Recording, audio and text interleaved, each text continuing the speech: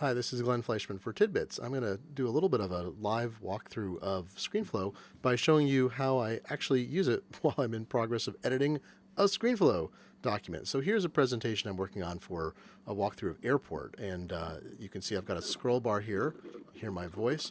What I want to do is I'm going to trim out parts that don't work and extend other parts. So let's listen here. Hover over the network name, it'll show you.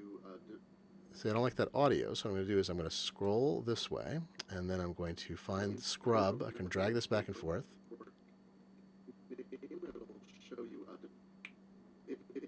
I use a click of my fingers like that to indicate an edit mark. Okay, so I found the spot I want to edit, and I can either right-click to choose split clip, hard to say, or I can type the letter T, which is the shortcut here. You're used to Command T in other programs. Then I can just, it's already selected, I can delete it. I can then drag this clip over. It shows me the time remaining on the other end there. What I'm showing, drag that over to place, and then I can go back, scrub back here, and then look at the screen and make sure this all matches up. You don't need them. If you hover over the network name, it'll show you details such as the channel number and the security method in use. I coughed, so I don't want the cough. And I want to look back over here. Where am I at? All right. You can see the IP address. Okay, so I'm going to... So I want to get rid of that. So I'm going to do clip, and but I want to go back here as well. Where did I miss that? Okay, so we clip that, and then again I get rid of that, and I drag this over. Now, something that would be, you can see as I scroll back and forth, you can see the scan. I can watch what's going on. I can just see the. I'm trying to match everything up here, so I'm trying to match the audio that I've recorded separately with this.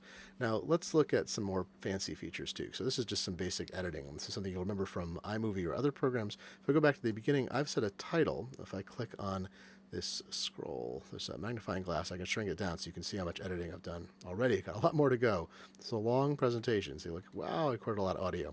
But I'm going to trim the audio to fit the video, which I recorded separately. So we go back here to the title, and you see I can create, I can go up to the title text view here, and I can see what I've created, choose a font size, choose a background color, an image, gradient, all these things. I could outline the text, all, lots of options. I could remove the backdrop entirely, and I've put a transition in place, which you control with a separate interface. Let me show you how that works. Here's what the transition looks like. Start with the main interface. When you launch the program, So you're trying to get a transition through from that text to that. If you click on a clip, you can select this and then show the transition inspector, and you can either have an A transition or a B transition, so it depends on whether something connects between two different clips or whether it's just on its own, so a fade to black or something like that. So if you look here, for instance, there's a transition, if we look at all, a transition that is dip to black. The A clip, the one that I'm looking at, is the only one it'll show through. The B clip is the one that would come through separately when you're combining to the one that you're currently in and the one that's going to be displayed. And here I've got two different transitions, so it goes from, let's hide this, transitions from the text into the screen capture part. So it's a pretty easy program to get around in. You can see every audio clip you can edit. Go here and separately control things like volume and so forth. You can add effects and things like that. I tend to try to clip things together, try to use this for editing.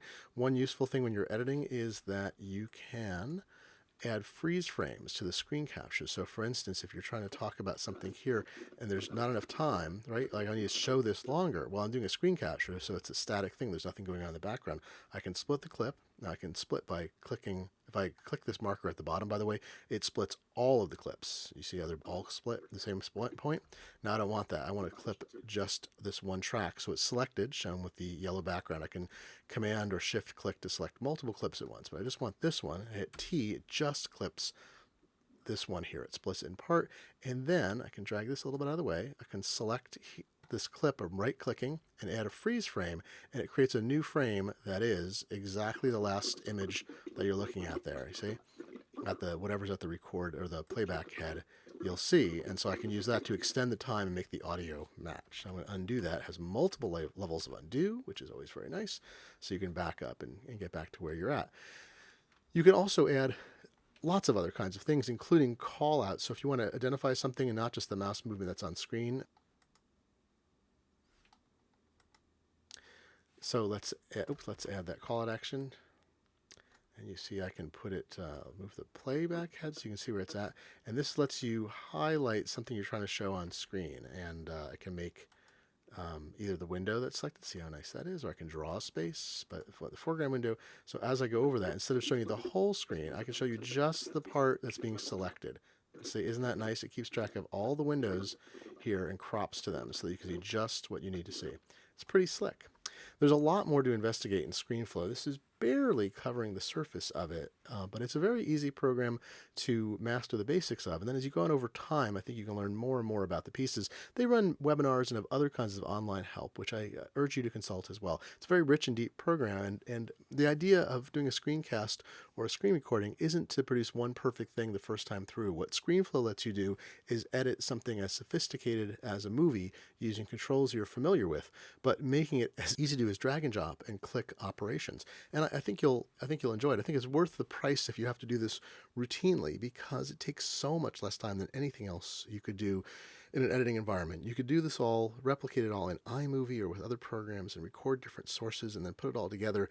But ScreenFlow really brings it all together in one place in a very nice environment. This is Glenn Fleishman for TidBITS.